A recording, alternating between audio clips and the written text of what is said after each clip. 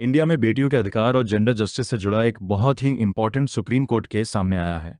Doctor Naresh Kumar Garg versus state of Haryana. ये case सीधे तौर पर pre conception and pre Natal diagnostic techniques PCP NDT act 1994 और फीमेल फेटिसाइड जैसे सीरियस इश्यू से जुड़ा हुआ है।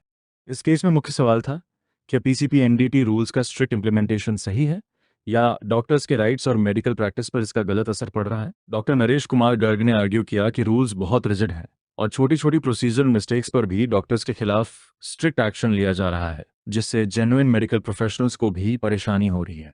लेकिन दूसरी तरफ कोर्ट ने इस बात पर जोर दिया कि इंडिया में फीमेल फोर्टिसाइड अब भी एक बड़ी सोशल प्रॉब्लम है। सेक्स डिटर्मिनेशन टेस्ट्स का मिसयूज करके गर्भ में ही लड़कियों को खत्म कर दिया जाता है, जो सोसाइटी के जेंडर बैलेंस को बिगाड़ता है। इसलिए स्ट्रिक्ट लॉज और उनका स्ट्रॉन्ग इंप्लीमेंटेशन बेहद जरूरी है। सुप्रीम कोर्ट ने साफ कहा कि पीसीपी एनडीटी एक्ट का मेन ऑब्जेक्टिव है सेक्स सिलेक्शन को रोकना और अनबॉर्न गर्ल चाइल्ड को प्रोटेक्ट करना। कोर्ट ने यह भी हाईलाइट किया कि डॉक्टर्स की रिस्पॉन्सिबिलिटी सिर्फ ट्रीटमेंट तक सीमित नहीं है, बल्कि एथिकल प्रैक्टिसेस को फॉलो करना भी उतना ही जरूरी है।